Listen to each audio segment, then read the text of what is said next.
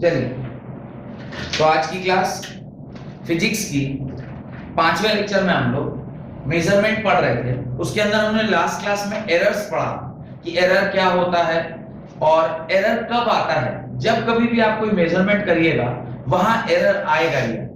Measurement है तो error होगा। क्यों? क्योंकि कितने प्रकार का एरर होता है इसके बारे में भी हम लोगों ने जिक्र किया था। There were two basic type of errors. एक था सिस्टमैटिक एरर और दूसरा था रैंडम एरर। सिस्टमैटिक एरर के अंदर मैंने फिर और बताया था आपको डिटेल में कि 4 पार्ट थे। एक था इंस्ट्रूमेंट एरर, तो कोई अनएक्सपीरियंस्ड आदमी था उसका एरर, इस प्रकार के 4 एरर थे। उसके बाद फिर रैंडम एरर। अच्छा, सिस्टमैटिक एरर और रैंडम एरर के बीच में जो मेजर डिफरेंस क्या था?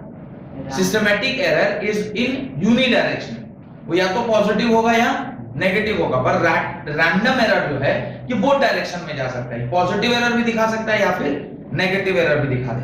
तो यहां तक तो थ्योरेटिकल कॉन्सेप्ट हमें समझ में आया कि कितने प्रकार के एरर होते हैं, एरर्स क्या हैं, मेजरमेंट के दरमियान एरर क्यों होता है, ये सारी चीजें। आज हम लोग इसके कैलकुलेशन को पढ़ेंगे। तो उसके अंदर आपने हेडिंग डाला होगा absolute error, relative error and percentage error.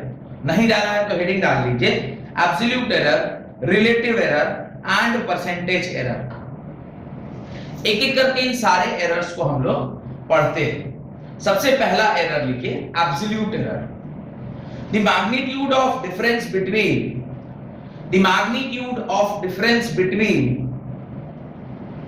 True value of the quantity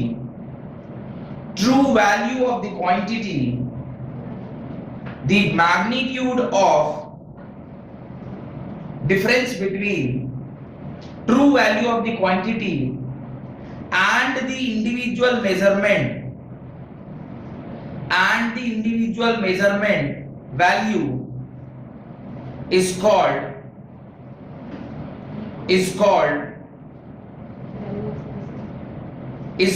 the absolute error. It is denoted by delta A. It is denoted by delta A. It is denoted by delta A. तो absolute error का सीधा सीधा मतलब क्या है कि आपने जो ट्रू वैल्यू निकाला है उसके साथ जो सेकंड उसने बोला है इंडिविजुअल क्वांटिटी यानी इंडिविजुअल मेजरमेंट जो आपने किया उसके बीच का डिफरेंस, सिंपली जो एरर का फॉर्मूला था that is only called as absolute error. अब एब्सोल्यूट एरर अगर एक बार आपको पता चल गया तो उसके नीचे आपको मीन एरर निकालने का फॉर्मूला भी पता होना चाहिए। तो मीन एरर कैसे निकालेंगे देखते हैं। सपोज करिए आपने n नंबर ऑफ कैलकुलेशंस किया है, तो पहले कैलकुलेशन में जो एरर आया उसको आपने a1 बोला, दूसरे कैलकुलेशन में जो एरर आया उसको a2 बोला, तीसरे कैलकुलेशन में जो एरर आया उसको a3, चौथे में a4, और इस प्रकार से जितने आपने मेजरमेंट किए जितने बार जनरली जो एक्सपेरिमेंट आप लोग करते हैं, आप लोग देखते होंगे, आप लोगों को मैं 3 या 5 रीडिंग लिखवाता होगा मतलब आप लोग लिखते हो, पर लिखने का तो स्कीम आजकल ज्यादा बनता नहीं है, वो लिखवा देते हैं कि ये प्रैक्टिकल का कॉपी है, इसमें 5 रीडिंग तुम लोगों को लिखना है, और बोले यार आप लोग लिख लीजिए, जबकि उसका एक्चुअल एम वो है नहीं। एक्चुअल एम है कि आप उसको खुद से प्रैक्टिकल करना है और प्रैक्टिकल करके फिर उसमें से एरर निकालना है, पर ऐसा होता नहीं। आपको सीधे सीधे वो नोटबुक मिलता है, उसको बैठ के आप लोग बैठ के सब एक ही रीडिंग सब बैठ के छापते हैं। एक्चुअली होता है क्या? तो ये आपका सारा एरर का वैल्यू दिया गया और ये a1 क्या है? What is a1? a1 is the true value minus the measured value. ठीक है, तो a मीन अगर हम निकालेंगे तो a मीन का फॉर्मूला क्या होगा? a mean is equal to sum of all the errors divided by n। ये क्या हो गया? मीन एरर का फॉर्मूला। तो उसके नीचे लिखिए the measured value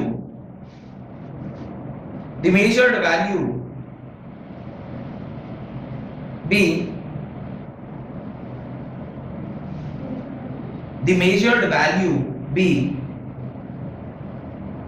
a1 a2 a3 ... an then arithmetic mean of these values is a mean is equal to a1 a2 a3 plus a4 dot dot dot dot plus an by n। ये आपको जो अभी लिखा है क्या है कि बोला मीन निकालने यानी एवरेज निकालने का फॉर्मूला क्या होगा। अगर a1 a2 a3 इस तरह के कुछ ऑब्जर्वेशंस हैं तो मीन कैसे निकालते हैं, तो मीन निकालते हैं विद द हेल्प ऑफ उसको सारे को जोड़ दीजिए डिवाइडेड बाय जितने ऑब्जर्वेशंस उसको आप n से डिवाइड कीजिए। ठीक, उसके नीचे आप लिखिए अरिथमेटिक मीन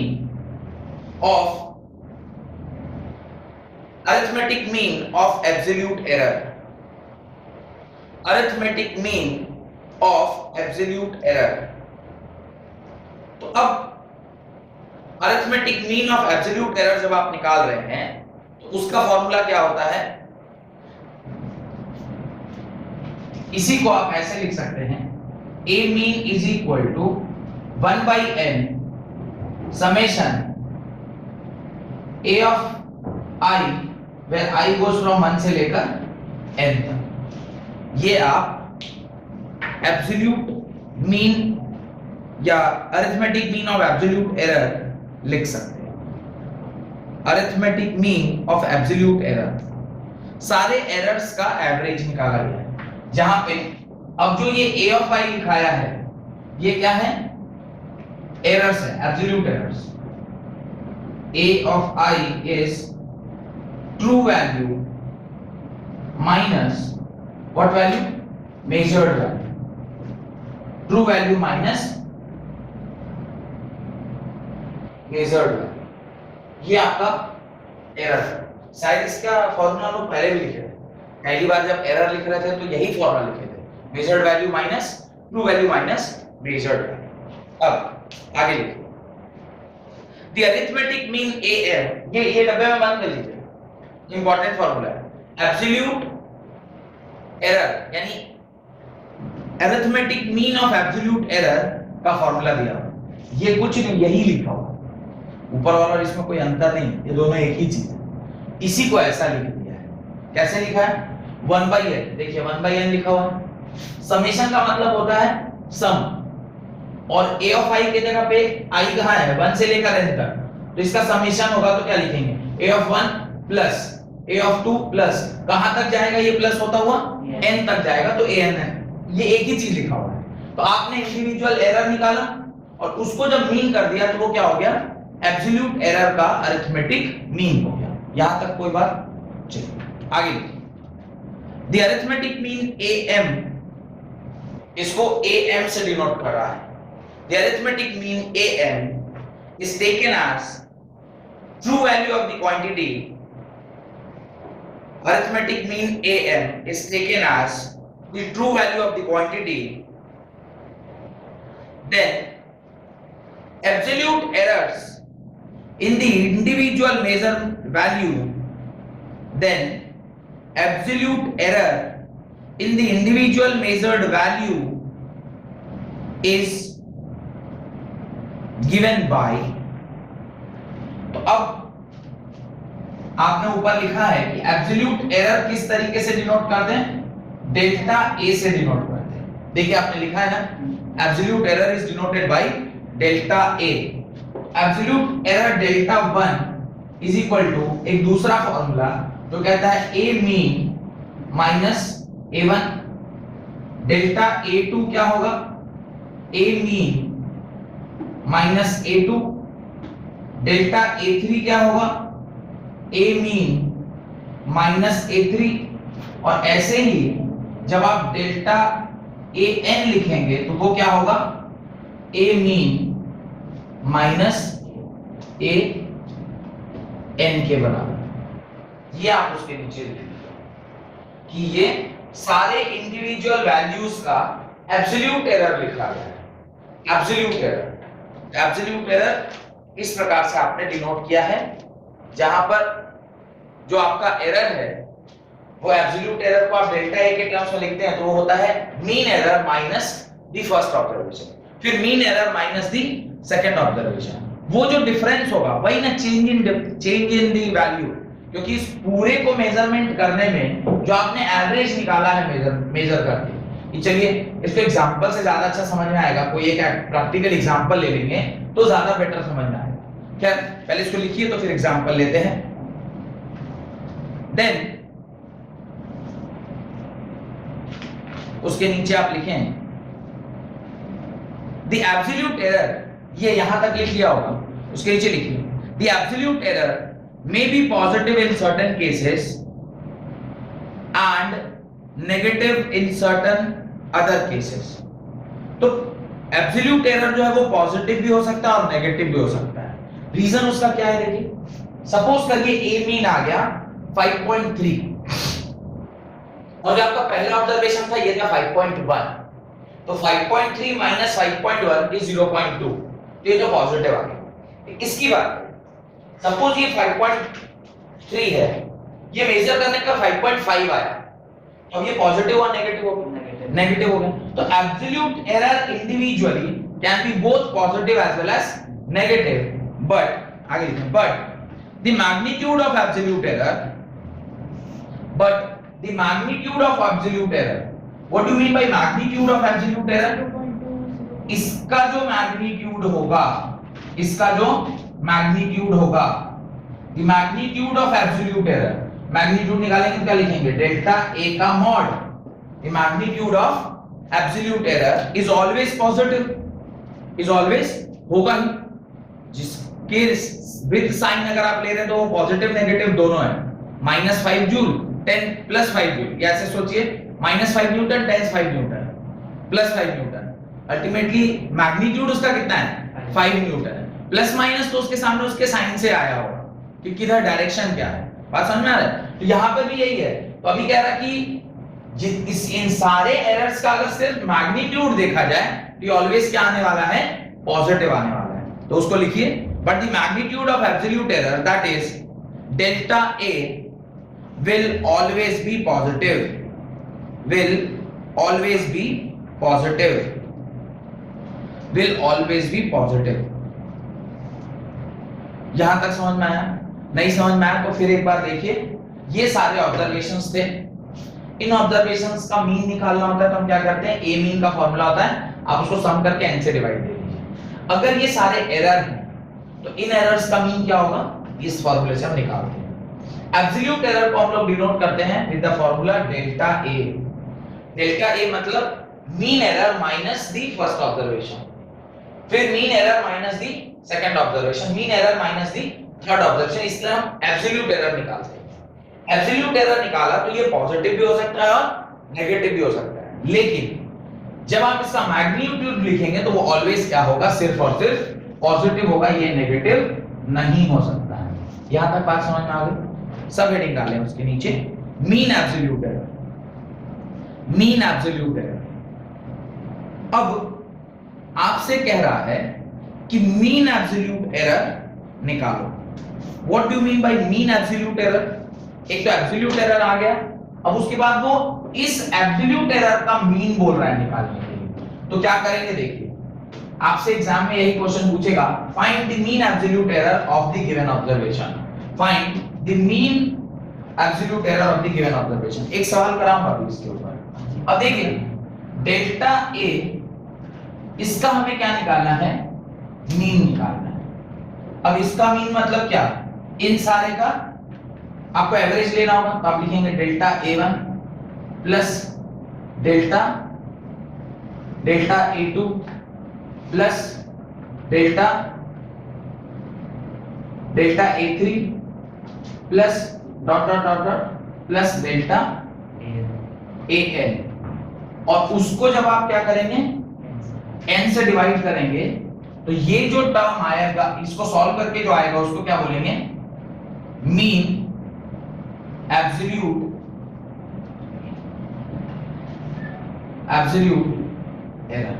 और इससे पहले वाला जो मीन निकाले थे वो क्या था, that was simply the mean of all the errors, this is mean of all the absolute errors, ये आपका फॉर्मूला है। और इसी को जब आप दूसरे तरीके से फिर लिखोगे तो क्या लिखेंगे, delta A mean is equal to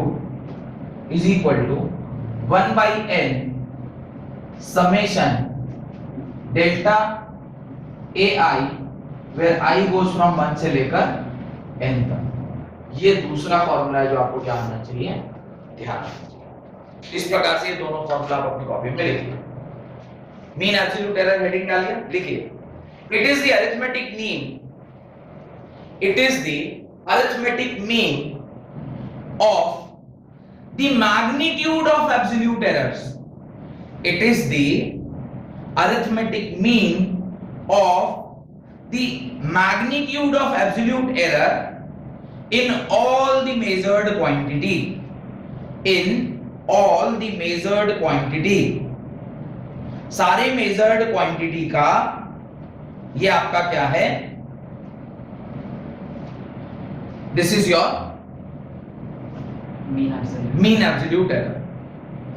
definition पढ़ने के बाद इसको जब देखिएगा तो आपको समझ में आएगा कि मीन एब्सोल्यूट एरर यानी एब्सोल्यूट एरर का जब हम मीन निकाल रहे हैं तो सिर्फ magnitude, we are not interested in the value with sign, we are interested in only the magnitude, that is only the positive value. तो सारे पॉजिटिव वैल्यूज को हमने लिख के उसका जो एवरेज ले लिया, that is mean absolute error. एक सवाल लिखिए, late 5 observations for a particular experiment are A1 4.9, A2 5.1, A3 A1 4.9, A2 5.2, A3 5, A4 5.2 and A5 4.9। A1 4.9, A2 5.1, A3 5, A4 5.2 and A5 4.9। ये 5 आपके ऑब्जर्वेशंस हैं। आपको निकालना है find the arithmetic mean of absolute error, find the arithmetic mean of absolute error and the mean absolute error, and the mean absolute error. आपको arithmetic mean of absolute error भी निकालना है और मीन एब्सोल्यूट एरर भी निकालना है। Arithmetic mean of absolute error and mean absolute error, ये दोनों चीजें आपको निकालनी है, ठीक है। मैं फॉर्मूला मुझे तो ध्यान ही है, मैं इस सवाल को आपके लिए सॉल्व करता हूं। ध्यान से देखिए किस प्रकार से इस तरह के सवाल सॉल्व होंगे। आपको देखिए क्वेश्चन के अंदर A1 की वैल्यू दी गई है 4.9, A2 की वैल्यू दी गई है 5.1, 2, A3 की वैल्यू दी गई है 5, A4 की वैल्यू दी गई है 5.2 और A5 की वैल्यू दी गई है 4.9। सबसे पहले आपको कह रहा है कि आप absolute mean of arithmetic mean of absolute error निकालो। तो अब आप क्या करोगे, ए मीन निकालोगे। ए मीन की वैल्यू क्या होती है, A1 plus A2 plus A3 plus A4 plus A5 by 5 लिखेंगे, कोई दिक्कत। इन पांचों को जोड़ दीजिए, 4.9 5.2 plus 5 plus 5.2 plus 4.9 by 5, solve करके कितना आ रहा है बताइए, 25.2 बाई 5। और जब आप इसे सॉल्व करेंगे तो जो आपका फाइनल आंसर आ रहा है दैट इज 5 ये 25.2 है कि 1 है, थोड़ा ठीक से देखिए। 25.2 आ रहा है कि 1 आ रहा है, 2 आ रहा है पक्का।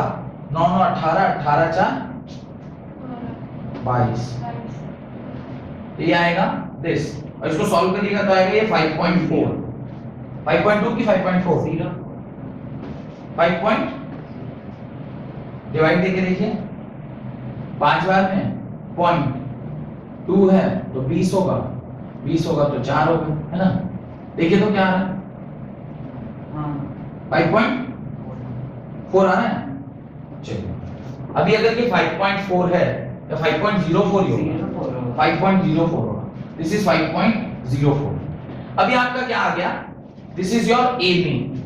अब आपसे पहले पार्ट का आंसर तो निकल गया कि arithmetic mean of absolute error क्या होगा। अब आपसे पूछा मीन एब्सोल्यूट एरर निकालो, तो मीन एब्सोल्यूट एरर निकालने के लिए पहले तो आपको डेल्टा A1 निकालना होगा। डेल्टा A1 की वैल्यू क्या होती है, A mean minus A1। A mean कितना था 5.04 माइनस फर्स्ट ऑब्जर्वेशन कितना है 4.9। इसको जरा सॉल्व कीजिए कितना आ रहा है। सिमिलरली डेल्टा A2 कितना है, A मीन माइनस A2, फिर डेल्टा A3 निकालते चलिए, फिर डेल्टा A4, फिर डेल्टा A4 और फिर डेल्टा A5। इस प्रकार से आपको ये सारे वैल्यूज को क्या करना होगा, निकालना होगा। और सारा फॉर्मूला मैंने अभी जस्ट आपको लिखवाया है कि किसका क्या फॉर्मूला होता है, A मीन माइनस A5। सारी वैल्यूज आपको पता है 5.04, 5.04, 5.04 एंड 5.04। इसमें से सारी वैल्यूज को आप क्या कर दीजिए, माइनस कर दीजिए। This is 5.2, this is 5, this is 5.2 and this is 4.9। जो वैल्यूज आ रही हैं मुझे बताइए। पहले वाले का क्या आया है 0.14। इसका बताइए माइनस इसका 1.04 आना चाहिए यार, 0.14। हाँ ठीक है, इसका बताइए उसका माइनस 0.16 माइनस 0.16। इसका 0.04। इसका माइनस 0.16। इसका 0.14। कुल मिला के ये आपका delta A1, delta A2, delta A3, delta A4, delta A5 निकल के आ गया। पर क्या मुझे डेल्टा चाहिए या मॉड ऑफ डेल्टा चाहिए? हम लोगों को मीन एब्सोल्यूट एरर निकालने के लिए डेल्टा A1 चाहिए या मॉड ऑफ डेल्टा A1 चाहिए? Mod of delta A1। Already formula ऊपर लिखा हुआ है, इसी फार्मूले को मैं यूज कर लूंगा। तो अभी पहले इसका मॉड निकालना होगा।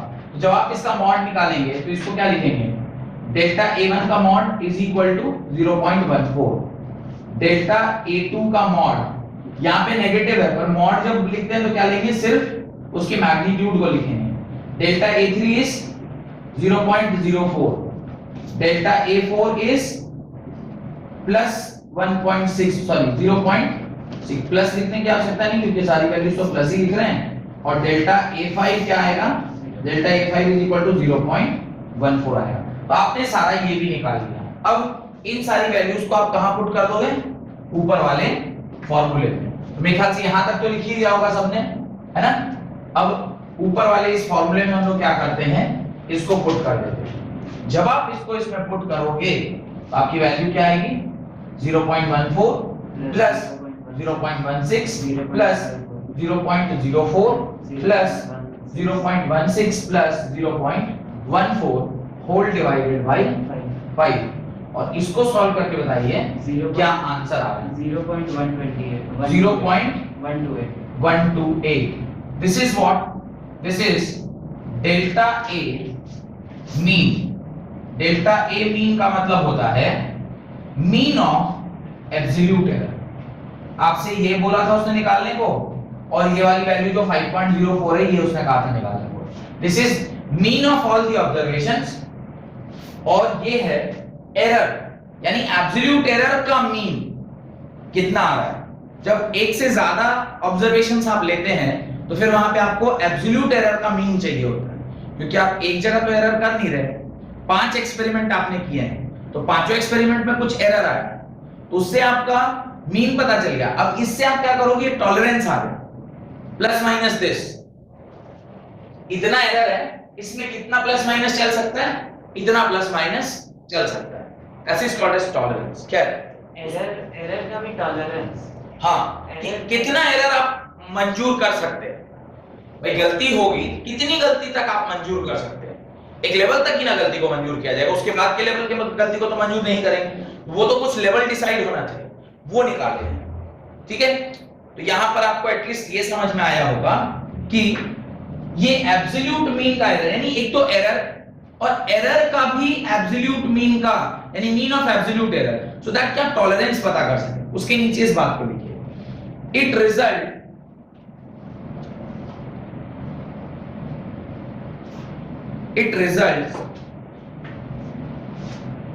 that any measurement of a quantity is likely to lie, it result, क्या बोला? It result that any measurement of quantity is likely to lie between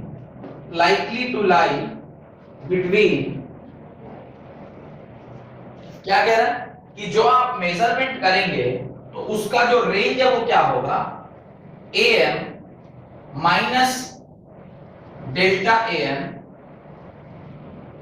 to am plus delta am, इसी के बीच में उसकी वैल्यू किसी भी मेजरमेंट की होनी चाहिए। आपका ऑब्जर्वेशन, उसमें कुछ आपका जो मीन एब्सोल्यूट एरर था उसका माइनस करने पर जो वैल्यू आएगी वहां से लेकर और कहां तक जो आपने ऑब्जर्वेशन किया उसमें प्लस डेल्टा ए मीन का इतना वेरिएशन उसमें रख सकते हैं। तो स्टेटमेंट लिखा है the result that any measurement of a quantity is likely to lie between this and this is, ठीक है, तो इसी दोनों के बीच में आपका रिजल्ट लाई करना चाहिए। तो अगर मैं इस पर्टिकुलर केस की बात करूं जो आपने निकाला है, तो आपका जो मेजरमेंट है यानी जो आपने मेजरमेंट किया था उसमें अगर मैं रेंज निकालूं तो क्या आंसर आएगा मेरा?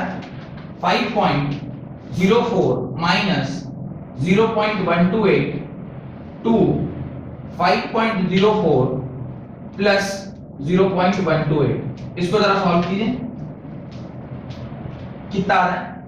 8 6 1.5 2, ये तो घटेगा ना, घटाइए, इसको सबट्रैक्ट करिए, 5.168, इसको जरा सबट्रैक्ट करिए, 4.912 से लेकर 5.168 के बीच का जो मेजरमेंट होगा, कर लीजिएगा इसको सबट्रैक्ट, इसके बीच का जो मेजरमेंट होगा वो आपको सबसे सही आंसर देगा। इससे ज्यादा अगर बाहर आप भागे हुए हैं, आप पांचों ऑब्जर्वेशन को जरा मिला के देखिए, पहला ऑब्जर्वेशन था 4.9, तो इससे पीछे, अच्छा दूसरा ऑब्जर्वेशन था 5.2, इसके आगे निकल गया, तीसरा ऑब्जर्वेशन था 5, वो इसमें पड़ रहा है, चौथा 5.2 वो भी इसके बाहर चला गया, पांचवा 4.9, टीवी से पीछे। मैंने ले देखिए एक ही ऑब्जर्वेशन ऐसा था जो 100% इस रेंज में पड़ रहा था, दैट वाज फिफ्थ ऑब्जर्वेशन। समझ में आ रहा है? ये आपका रेंज डिसाइड हो गया कि इससे इतना प्लस माइनस करने के बीच में आपका काम चलेगा। नेक्स्ट लिखें रिलेटिव एरर। टॉलरेंस का डेफिनेशन लिखवा दी है, लिखिए टॉलरेंस का डेफिनेशन लिखिए। It is the level of error, it is the level of error which is acceptable in an experiment or measurement. It is the level of error which is acceptable in any experiment or measurement. किसी भी experiment या measurement में एक level of error जो आप accept कर सकते हैं, वो याद होगा आपको, मैंने लास्ट क्लास में वो पेन के ढक्कन का एग्जांपल दिया होगा कि कितना एरर इस मैन्युफैक्चरिंग में हो जाए कि स्टिल ये स्टिल ऐसे टक करके बजे। हो सकता है किसी में थोड़ा सा ढीला हो रहा होगा, किसी में थोड़ा टाइट हो रहा होगा, लेकिन वो एरर से अगर बाहर चला जाएगा फिर वो क्या हो जाएगा? फ्री हो गया, फिर और वो ढक्कन बंद नहीं होता। तो आपको उस एरर का ख्याल करना है। लिखें नेक्स्ट रिलेटिव एरर। इसमें सारा वैल्यू तो हम लोग एक्सपेरिमेंटली निकाले, अगर किसी एक एक्सपेरिमेंट में कुछ एक्सट्रीम वैल्यू आ जा रहा है तो फिर आपका वो गड़बड़ हो गया ना, फिर तो वो तो रैंडम एरर आ गया, फिर तो आपके एक्सपेरिमेंट में रैंडम एरर आ गया। वैसा एरर आएगा तो आपका तो पूरा वही माने जो वैल्यू है वही बहुत दूर चला जाएगा, तो आपका एग्जैक्ट वैल्यू है उससे वो काफी दूर चला जाएगा, तो उसको आउटलायर बोलते हैं। फिर there is a method how to remove outliers, there are different methods to remove outliers. लिखिए रिलेटिव एरर। ये तो बहुत बेसिक चीजें आप लोग पढ़ रहे हैं मतलब कैलकुलेशन की। जब आप एक्चुअली में एक्सपेरिमेंट करते हैं उस टाइम पे काफी सारी और भी बड़े बड़े इंस्ट्रूमेंट यूज करते हैं और कोशिश किया जाता है कि ज्यादा से ज्यादा एरर्स को बिल्कुल मिनिमाइज करके काम किया जाए। ठीक है, relative error, right, it is defined as the ratio of mean absolute error, it is defined as the ratio of mean absolute error to the mean value of quantity measured. It is defined as the ratio of mean absolute error to the mean value of quantity measured. तो ये जो आपका second वाला error है यानी second calculation है, इसको हम लोग क्या कह रहे हैं, रिलेटिव एरर या फ्रैक्शनल एरर कह रहे हैं। ये जो आपका रिलेटिव एरर है, रिलेटिव एरर, एक तो इसको डिनोट भी करते हैं डेल्टा ए से, this is denoted by delta A, और ये जो डेल्टा ए है वो क्या है, it is the ratio of mean absolute error, mean absolute error जो अभी निकाला, by the mean of all the measured value. ये आपका क्या है, रिलेटिव एरर। तो लिख लीजिए, it is defined as the ratio of mean absolute error to the mean value of the quantity measured. भैया उसका सिंबल का क्या नाम है? किसका, ये डेल्टा, डेल्टा ए। तो रिलेटिव एरर हर जगह डेल्टा अलग अलग, हाँ वो डिपेंड करता है। ये भी डेल्टा है, ऐसे भी डेल्टा होता है, ऐसे भी डेल्टा होता है, ये सब डेल्टा ही है। ये जो आपका एरर है, इसका फॉर्मूले में अगर लिखें तो आप लिखेंगे रिलेटिव एरर, या इसी को हम लोग क्या बोलते हैं, फ्रैक्शनल एरर भी बोलते हैं, इसी को हम लोग फ्रैक्शनल एरर भी बोलते हैं। वो होता है mean absolute error, mean absolute error divided by mean value, mean value. ये आपका ऑब्जर्वेशंस दिया रहता है, तो आप उसके ऑब्जर्वेशन का जो मीन निकालते हैं, जिसमें प्लस माइनस आपने क्या किया था, मीन एब्सोल्यूट मेजर को ऐड या सब्ट्रैक्ट किया था, तो उसी मीन वैल्यू को जब आप रेशियो निकालते हैं किसके साथ, मीन एब्सोल्यूट एरर के साथ, तो आपका जो बन के आता है that is called as relative error या फिर फ्रैक्शनल एरर। और उसके बाद देखिए परसेंटेज एरर, उसी के बाद देखिए percentage error. When fractional error और relative error is expressed in percentage, when fractional error और relative error is expressed in percentage, it is known as percentage error.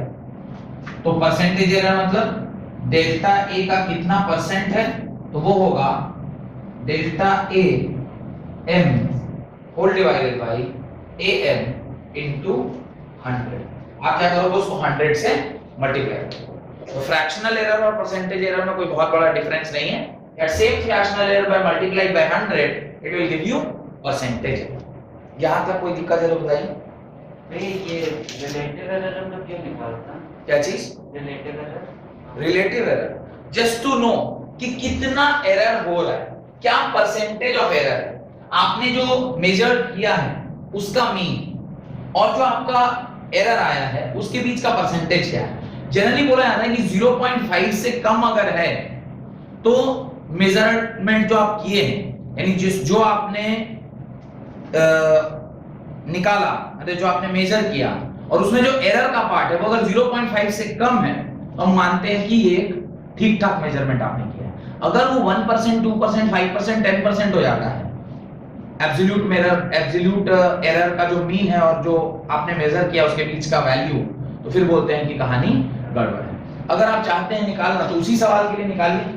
उस सवाल के लिए वैल्यू कितनी आएगी, 0.128 और ये वैल्यू कितनी थी, 5.04। इसकी वैल्यू और इनटू 100 कर लीजिए तो आपको एग्जैक्टली क्या आ जाएगा, उसका परसेंटेज आ जाएगा। निकालिए जरा इसको, क्या आ रहा है इसका आंसर, इसका आंसर निकालिए कितना आ रहा है, सॉल्व करके बताइए जरा कितना आंसर है। इसका आंसर कैलकुलेटर से देखूं मैं 0.128 divided by 5.04 is equal to 0.025। इसको इंटू 100 अगर हम कर देते हैं, अगर मैं इसे इंटू 100 कर देता हूं तो मेरे को एग्जैक्टली क्या होगा, वो आ जाएगा 2.53 2.53% is less than 5%. Less than 5% मतलब it is okay. 0.5 से छोटा होना चाहिए। तो फ्रैक्शनल एरर 0.5 से छोटा और परसेंटेज एरर 5 से छोटा। अगर 5 से छोटा है आपका जो एरर आया है तो फिर आप बोलेंगे कि जो मेजरमेंट है वो ठीक है। अगर आपका एरर 5 से बड़ा हो गया तो फिर तो वो ह्यूज सिग्निफिकेंट दिखाने लगेगा, फिर आपके लिए वो थोड़ा सा मुश्किल होता है। बात समझ में आ रही है? अब ये जैसे जो कांस्टेंट्स है, जैसे ग्रेविटेशनल कांस्टेंट और जो प्लैंक कांस्टेंट, वो सब भी तो मेजरमेंट से बिल्कुल बिल्कुल, तो उसमें भी कहीं ना कहीं कुछ ना कुछ एरर रहेगा ही रहेगा। पर एक बार नहीं किया गया, 7-8 बार 10 बार ऐसा एक्सपेरिमेंट किया होगा और हर बार वही वैल्यू आ रही होगी, तो फिर उसका मीन एक निकाल के आपको दे दिए होंगे, इसका मीन आप यूज कर लीजिए। ठीक है, ये पूरा का पूरा जो मेजरमेंट का कॉन्सेप्ट था, यानी एरर का कॉन्सेप्ट था, उसको एक सवाल हम लोग करते हैं जिसमें ये सारा चीज आपसे पूछा जाए। वैसे तो मैंने लगभग सारा चीज निकाल ही दिया है, हर स्टेप के बाद तो उसी सवाल से मैंने यहां तक पहुंच गए, पर एक सवाल ऐसा लिखिए जिसमें सारा स्टेप है। लिखें, in an experiment refractive index of glass was observed to be, in an experiment the refractive index of glass was observed to be 1.45, 1.56, 1.54, 1.53 ऐसे, हाँ रिपीट करें, 1.45, 1.56, 1.54, 1.44, 1.54 and 1.53। कुल मिलाकर 6 ऑब्जर्वेशन आपको वहां पे लिखे गए। मैं वापस एक बार और ऑब्जर्वेशंस रिपीट कर रहा हूं, 1.45, 1.56, 1.54, 1.44, 1.54 and 1.53। Calculate point number 1, calculate mean value of refractive index। Calculate point number 1, mean value of refractive index। refractive index की आपको mean value निकालनी है, पहला। दूसरा, mean absolute error, mean absolute error। Third, relative error। Fourth, percentage error। Fourth, percentage error। अगर आपको concept clear हो गया होगा तो मुझे नहीं लगता है कि इस सवाल को आप खुद से सॉल्व नहीं कर पाएंगे, आप बहुत आसानी से इसको सॉल्व कर सकते हैं। 6 ऑब्जर्वेशन दिया हुआ है, उन 6 ऑब्जर्वेशन का आपको पहले क्या निकालना चाहिए, मीन निकालना चाहिए। तो स्टेप 1 में आप क्या करोगे, what will be your step 1? Step 1 आपका होगा कि आप सबसे पहले ए मीन निकालेंगे। ए मीन निकालेंगे तो चूंकि 6 ऑब्जर्वेशन है तो A1 + A2 + A3 + A4 + A5 + A6 whole divided bye आप क्या कर दोगे, 6 कर दोगे। तो यहां जब आप सारी वैल्यूज को पुट करके मीन निकालेंगे तो जो वैल्यू आएगी वो 1.51 आएगी, 1.51 आएगी। अब आप लोग अपना चेक करके देख लीजिए, 9.06 divided by 6, 9.06 divided by 6, 9.06 divided by 6। जब आप इसे सॉल्व करेंगे तो ये 1.51 के बराबर आ रहा है। एडिशन सब्ट्रैक्शन करते चलिएगा। मैंने इसको क्रॉस वेरीफाई नहीं किया है कि 9.06 सही है कि नहीं। 1.45 plus 1.56 plus again 1.54 plus 1.44 plus 1.54 plus 1.53। 9.06 divided by 6 is equal to 1.51। ये आपका AM आ गया, पहला बिट का आंसर हो गया। सेकंड बिट कह रहा है कि आप अब मीन एब्सोल्यूट एरर निकालें। मीन एब्सोल्यूट एरर निकालने के लिए आपको पहले डेल्टा A1 निकालना होगा। डेल्टा A1 की वैल्यू होती है AM माइनस A1। सिमिलरली आपको डेल्टा A2 निकालना होगा, delta A3, delta A4, delta A5, delta A6। ये 6 वैल्यूज पहले आपको निकालनी होगी। AM minus A2, AM minus A3, AM minus A4, AM minus A5 and AM minus A6। इन सारी values को जब आप सॉल्व करेंगे तो ये आएगा 1.51 माइनस 1 पहली वैल्यू जो दी गई है वो है 4.5 1.45। एक बार ये वैल्यूज थोड़ा बोल दीजिएगा। 1.51 minus 1.56 1.56, 1.51 minus 1.54, 1.51 minus 1.44, 1.51 minus 1.54 and 1.51 minus 1.53। ये है ना? तो ये आपकी सारी वैल्यू आ गई। अब इसको आपने क्या करा, सॉल्व किया। इसको जब सॉल्व किया तो पहली वैल्यू को सॉल्व करें तो कितना आ रहा है? 0.06 0.06। Very good. दूसरा 0.05 वेरी गुड। 0.03 0.03 0.07 0.07 0.03 0.0 माइनस 03 0.0 यहाँ भी माइनस होगा, फिर यहाँ भी दो उसके ऊपर हाँ, फिर उसके बाद 0.02 माइनस 0.02। ये प्लस होगा माइनस होगा, माइनस होगा। ठीक है, अब एक बार ये आ गया, फिर हमें नेक्स्ट काम क्या करना चाहिए? इन सब का मैग्नीट्यूड। तो आप जब मॉड ऑफ डेल्टा A1 लिखेंगे तो क्या लिखेंगे? ये लिखेंगे 0.06 होंगे। फिर आप मॉड ऑफ डेल्टा 2 लिखेंगे तो क्या लिखेंगे? 0.05। फिर मॉड ऑफ डेल्टा 3 लिखेंगे तो क्या लिखेंगे? 0.03। फिर मॉड ऑफ डेल्टा 4 लिखेंगे तो क्या लिखेंगे? 0.07। मॉड ऑफ डेल्टा 5 लिखेंगे तो क्या लिखेंगे? 0.03 एंड मॉड ऑफ डेल्टा 6 लिखेंगे तो क्या लिखेंगे? 0.02। ये एक बार आपने लिख लिया तो अब आपका काम है डेल्टा A मीन निकालना, जो कि इन सारी वैल्यूज का सम डिवाइडेड बाय 6 होगा। 0.06 plus 0.05 plus 0.03 plus 0.07 plus 0.03 plus 0.02। इसको आप क्या करेंगे? 6 से क्या कर देंगे? डिवाइड कर देंगे। जैसे आप इसे 6 से डिवाइड करेंगे 0.26 आपका वैल्यू आ रहा है। 0.026 की 26 0.26 by 6। हाँ, तो उसको 0.26 by 6 करके बताइए क्या है? वो 0.043 0.043 की 34 देख लीजिए एक बार। 0.26 divided by 6 0.26 divided by 6 equal to 0.043। ये आपकी डेल्टा मीन एवरेज एरर आ गया। वंस आपको मीन एवरेज एरर मिल गया है, नेक्स्ट आपका क्या काम होना चाहिए? What should be your next job? Next job होना चाहिए to find the relative error. अब रिलेटिव एरर फाइंड करने के लिए जो आपको फॉर्मूला मैंने लिखवाया था वो क्या था? तो आपका थर्ड बिट क्या होगा? Delta A is equal to mod delta AM by AM। इसको जब आप सॉल्व करिएगा, मॉड डेल्टा M कितना आया? 0.043 होल डिवाइडेड बाय AM की वैल्यू आएगी 1.51। इसको आप डिवाइड दीजिए। इसको जब आप डिवाइड देंगे तो वैल्यू आएगा 0.043 डिवाइडेड बाय 1.51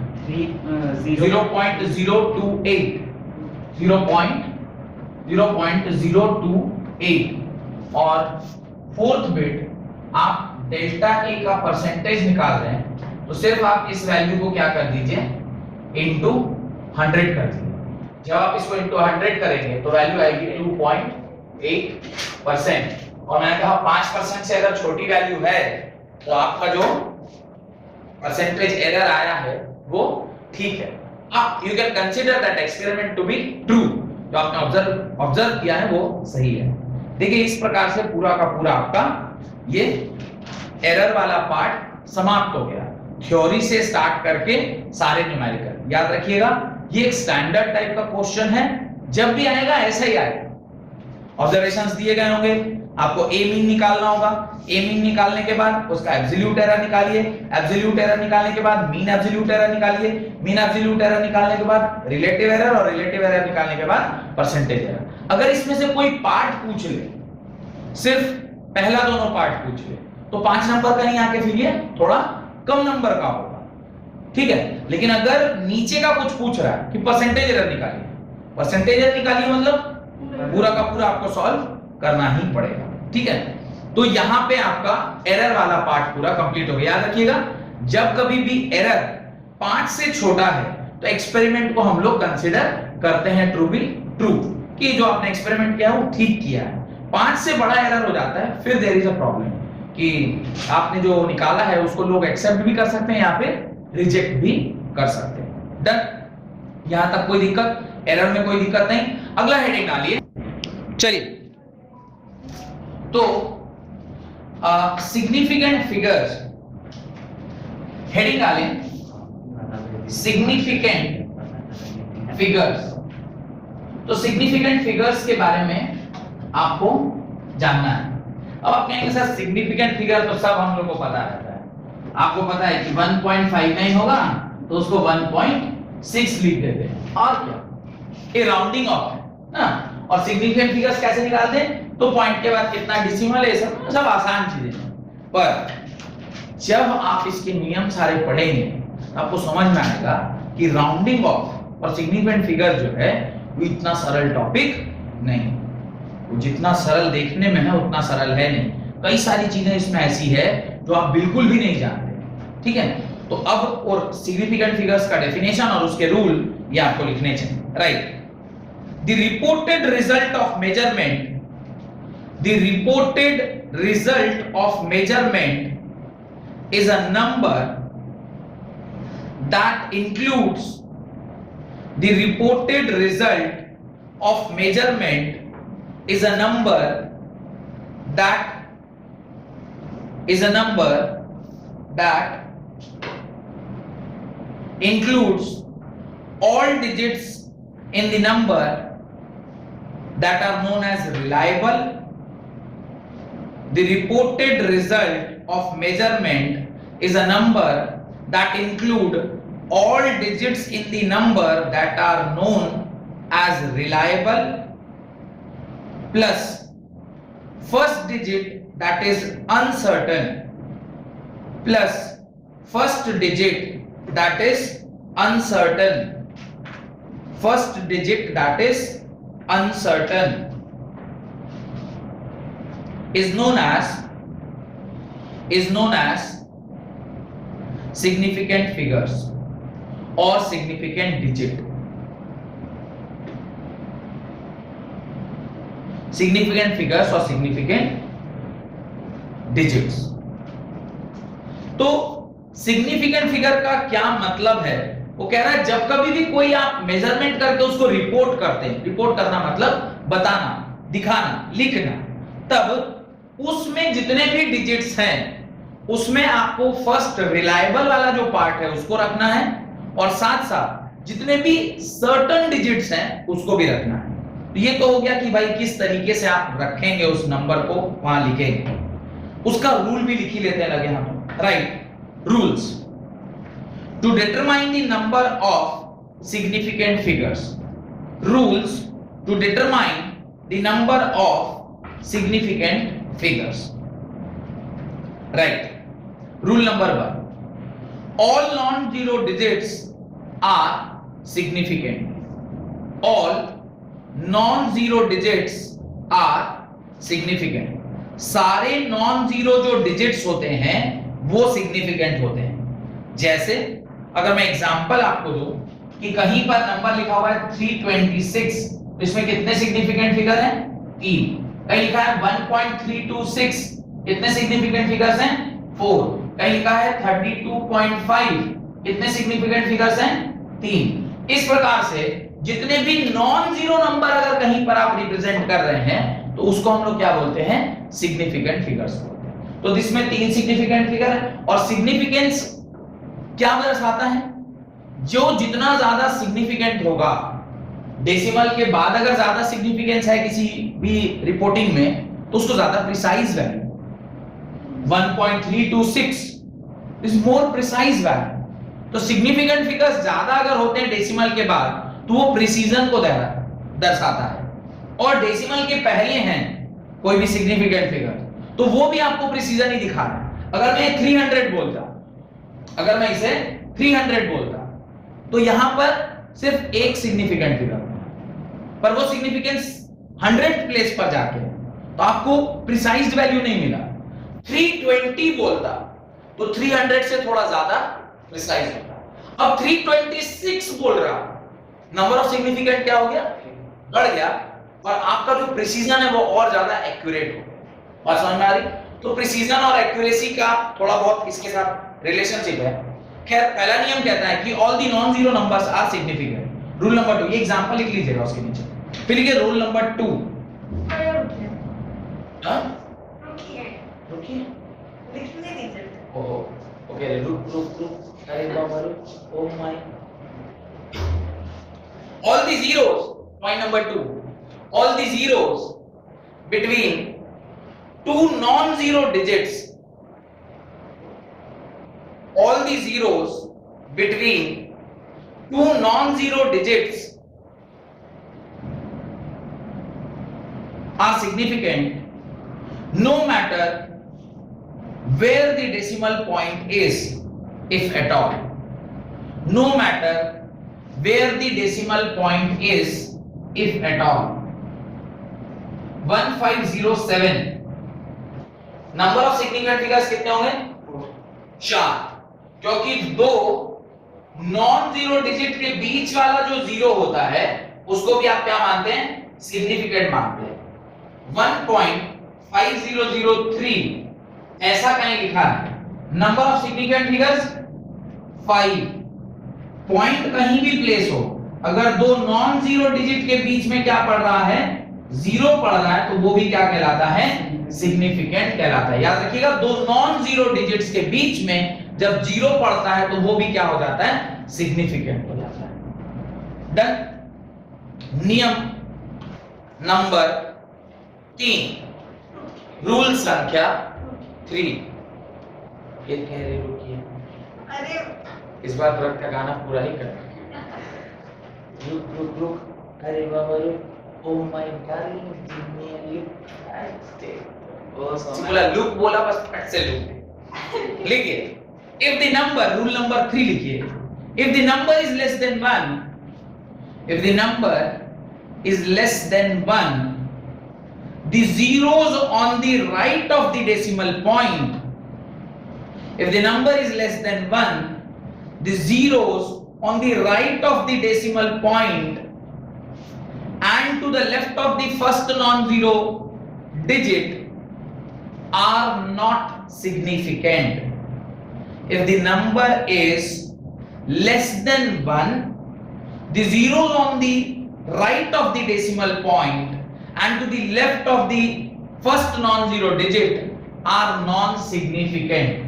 Example, 0.00536 सपोज करिए आपका नंबर। तो स्टेटमेंट को अगर आप पढ़ेंगे तो कह रहा है the zeros present on the right of the decimal point and left of the first non-zero number, this is not significant, ये सिग्निफिकेंट नहीं है। तो इसमें सिग्निफिकेंट डिजिट्स कितने हो गए? सिर्फ और सिर्फ 3 सिग्निफिकेंट डिजिट है। समझ में आ रहा है? वो सिग्निफिकेंस इसलिए आप ध्यान करिए कि जब कभी भी कुछ इस प्रकार का दिया रहता है आप इसको क्या लिखते हैं? 5 into 3 6 into 10 raised to 3, 3 की -3। क्यों ऐसा लिखे? क्योंकि इसके आगे के जो डिजिट्स थे वो सिग्निफिकेंट नहीं थे, तो आपने उसको स्टैंडर्ड वे में क्या कर लिया? सिग्निफिकेंट नंबर्स में चेंज किया। इसलिए बोलते हैं कि कभी भी कोई आंसर नॉन सिग्निफिकेंट डिजिट्स के साथ नहीं छोड़ना चाहिए, उसको किस में कन्वर्ट कर लेना चाहिए? सिग्निफिकेंट फिगर्स में। और सिग्निफिकेंट में कन्वर्ट करिएगा कब? जब आप कह रहे हैं कि जब वो 5.36 है, 0.00536 जब 5.36 हुआ तो यहाँ पे सिग्निफिकेंट फिगर 3 है और आपने उसको 10 रेज़ पावर, तो इसीलिए आपको मल्टीपल्स और सब मल्टीपल्स का कॉन्सेप्ट मैंने आपको पढ़ाया था। बात सेंस में आ रहा है? तो आप इस तरह से आंसर छोड़ रहे हैं। तो जैसे हमने कहा था ना जब 10th क्लास में आप लोग पढ़ रहे थे कि अगर डिनोमिनेटर में आप रूट छोड़ देते हैं तो वो आंसर को गलत माना जाएगा या फिर आपको उसको रैशनलाइज करना चाहिए। गलत तो नहीं बोलते हैं, बोलते उसको क्या कर लेना चाहिए, रैशनलाइज कर लेना चाहिए ताकि आपको पूरा नंबर मिले। क्योंकि अगर टीचर चाहे, आपने अगर डिनोमिनेटर में रूट छोड़ दिया है तो टीचर अगर चाहे तो नंबर काट सकता है, तो उसको रैशनलाइज करना चाहिए। वैसे ही यहां अगर आप आंसर छोड़ रहे हैं तो टीचर अगर सिग्निफिकेंट फिगर्स को ढूंढने लग जाए तो आपका नंबर कट सकता है, इसलिए आपको उसको किसमें कन्वर्ट करना चाहिए, इसमें कन्वर्ट कर लेना चाहिए।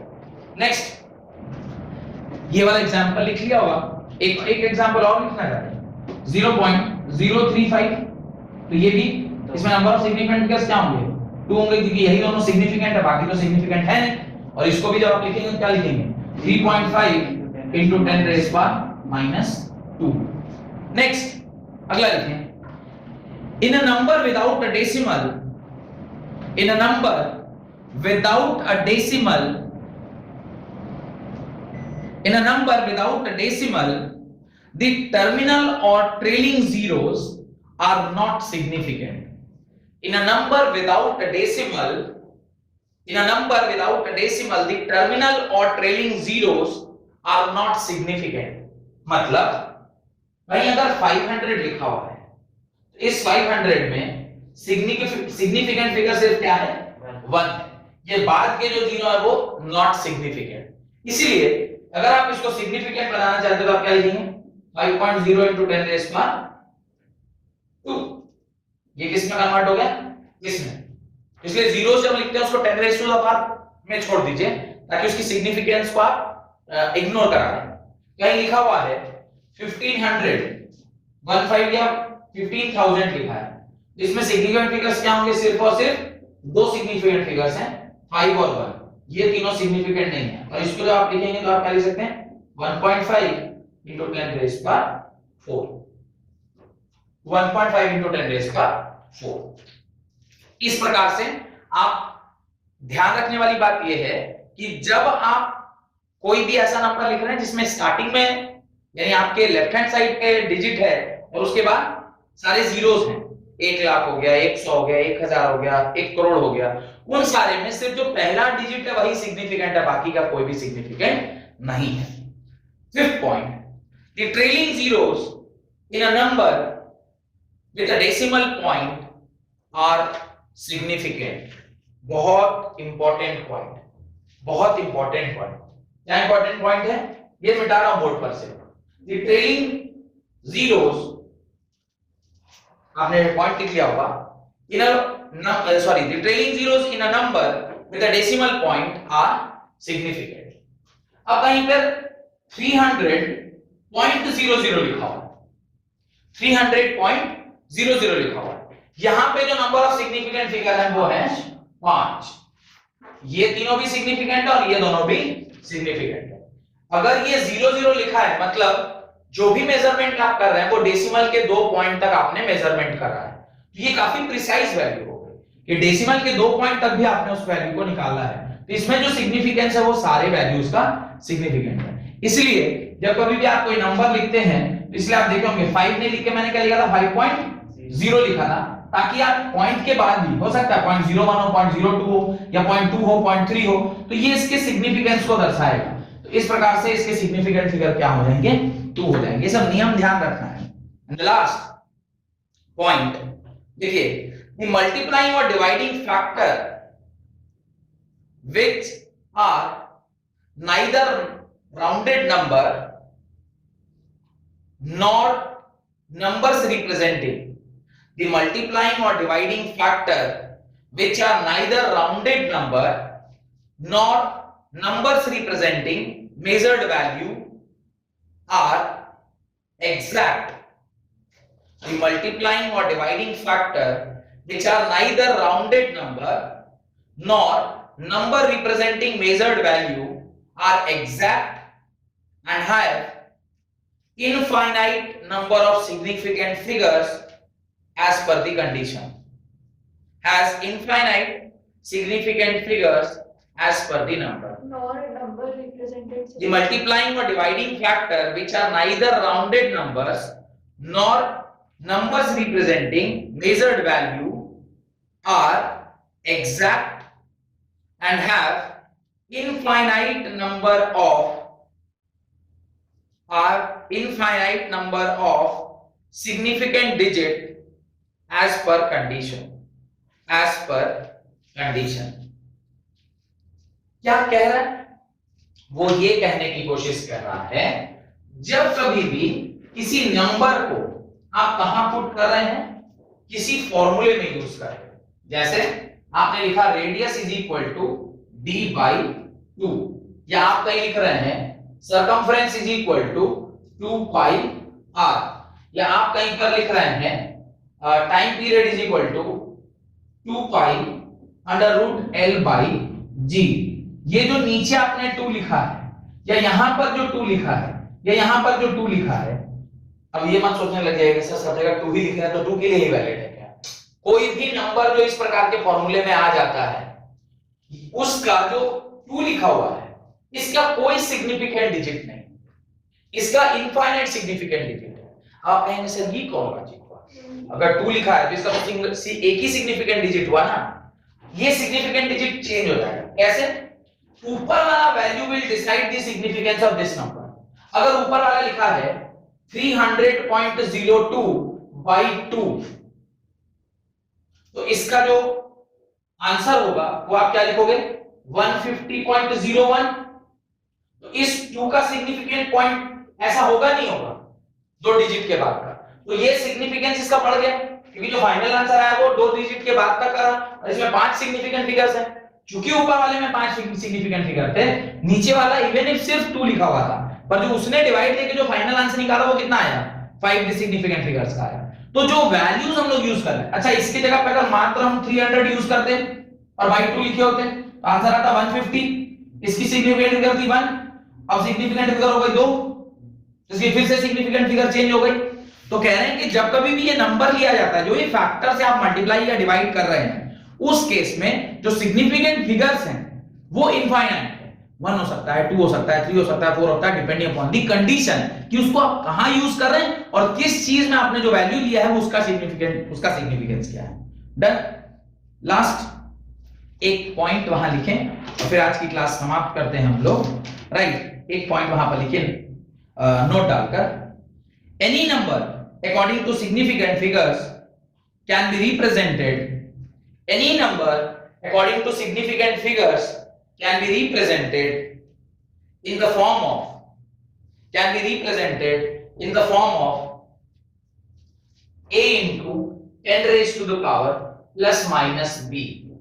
a into, ये एग्जांपल लिख लिए थे, a into 10 raised to the power, a into 10 raised to the power plus minus b, where b is known as the order of magnitude of the quantity. b is known as the order of magnitude of the quantity. Then ये आपको ध्यान रखना है, जो मैंने आपको सारे example में ऐसा करके दिखाया था। जो इनसिग्निफिकेंट फिगर से उसको आप कैसे रिप्रेजेंट कर दीजिए, उधर ले जाइए और सिग्निफिकेंट चीजों को ही सिर्फ ए के फॉर्म में लिख दीजिए। यहां तक समझने के बाद अगली क्लास में राउंडिंग ऑफ का कॉन्सेप्ट और डायमेंशन एनालिसिस ये हम लोग स्टार्ट करेंगे। बहुत बहुत धन्यवाद आज की क्लास अटेंड करने के लिए।